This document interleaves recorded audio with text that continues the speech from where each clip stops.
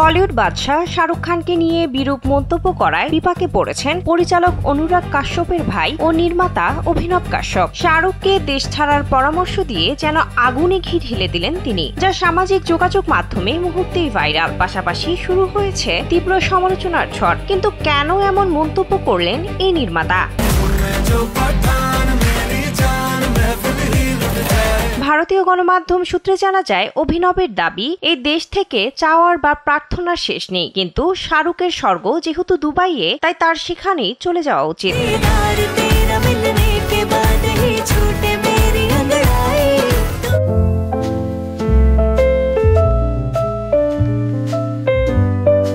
সম্প্রতি এক সাক্ষাৎকারে অভিনব কাশ্যপ তার মন্তব্যের ব্যাখ্যা দেন। তিনি বলেন, শাহরুখের দুবাইয়ের বাড়ির নাম জান্নাত আর মুম্বাইয়ের বাড়ির নাম মান্নাত। এর অর্থ কি?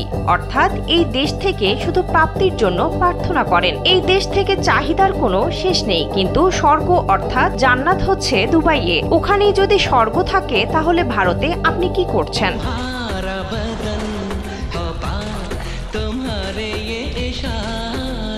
অভিনব শাহরুখের সাম্প্রতিক একটি চলচ্চিত্রের সংলাপের প্রসঙ্গ টেনেও প্রশ্ন তোলেন। তিনি বলেন, শাহরুখের ছবিতে সংলাপ রয়েছে, ছেলের গায়ে হাত লাগানোর আগে বাবার সঙ্গে কথা বলো। এ ধরনের মানুষকে কি বলবো? সাধারণ মানুষের ধরাছোঁয়ার বাইরে গিয়ে ওরা প্রাসাদ বানিয়েছেন।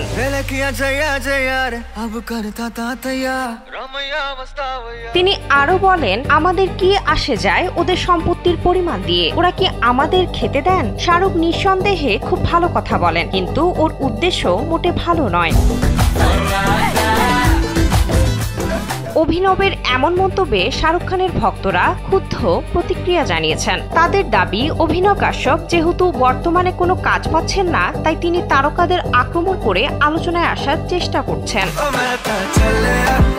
বিনোদন ডেস্ক, কালবেলা।